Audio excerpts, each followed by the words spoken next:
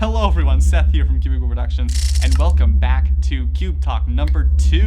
Quite a bit has happened in the past week here. I finally moved back into college, which was a little bit of a painstaking process, but I'm really excited for this semester. I'm doing a lot of cool stuff in the next few months, which includes more videos on the channel, so you won't have a dead semester from me. Now quick, to the update!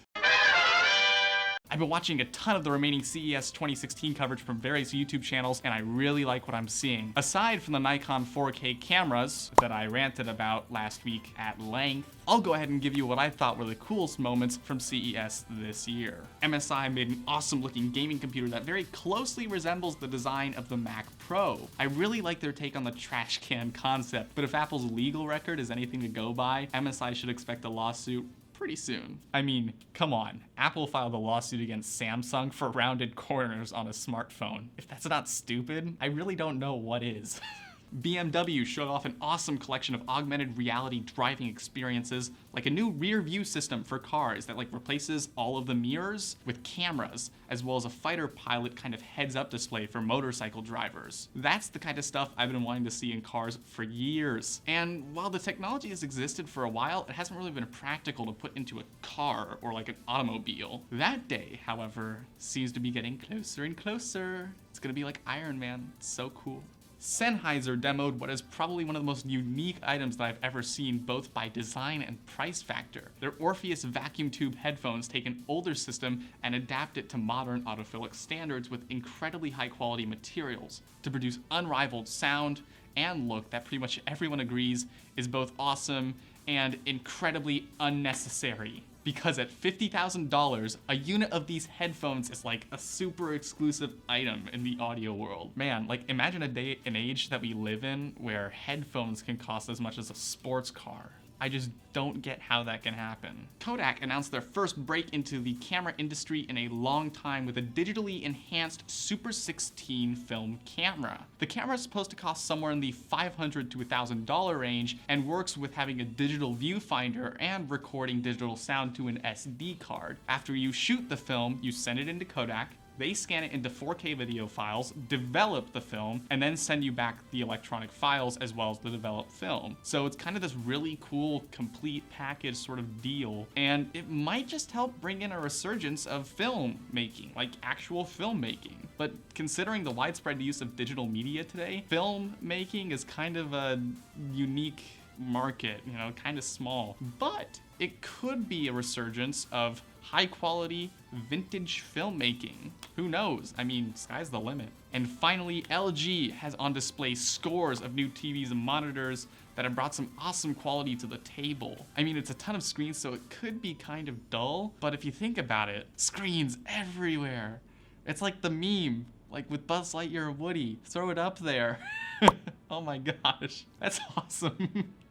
Okay, so this includes monitors tailored to content creation and gaming, as well as 4K OLED TVs with some very impressive color quality. And it's honestly about time that manufacturers stopped compromising when they made these displays. So LG looks like the first manufacturer that has really brought that to the table. And I'm kind of excited for that. So guys, those are my top 5 for CES 2016. One of these days, it would be super cool to actually go there, but college is a thing, It sucks all the money out of your life and makes you not able to go places and do things and see people.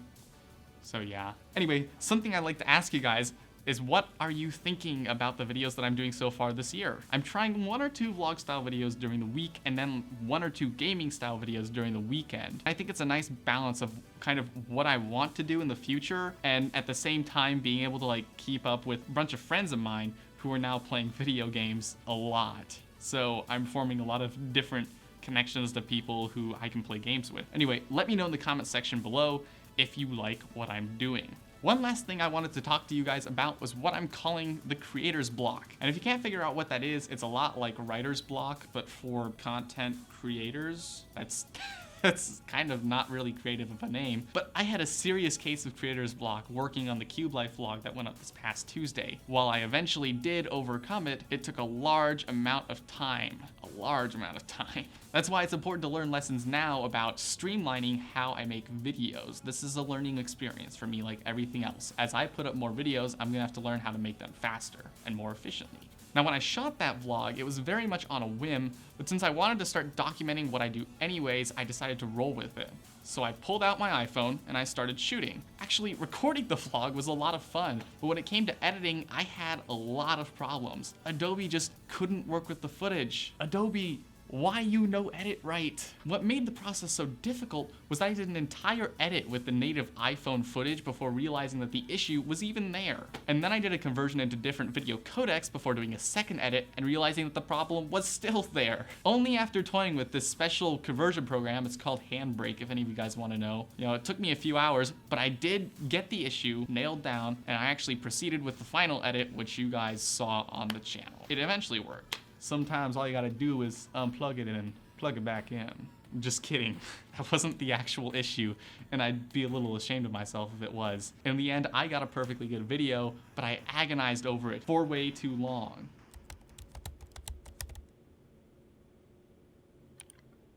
One hour later.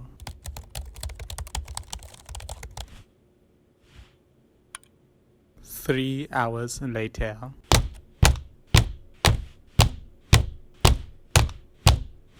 3 years later.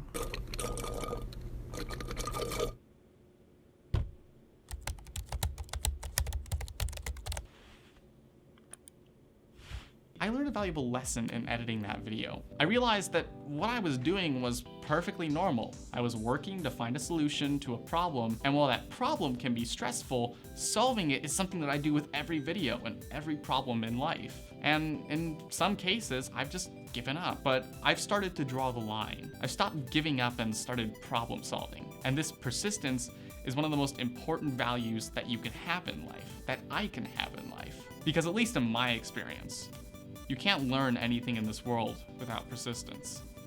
Thank you all so much for watching. If you did like this video, hit the like button, subscribe for more gaming and filmmaking videos, all that cool stuff, and let me know what you think again about the video lineup in the comments section below. And as always, I'm Seth from CubeTalk Productions, and I'll see you in the next video. Cue the sip.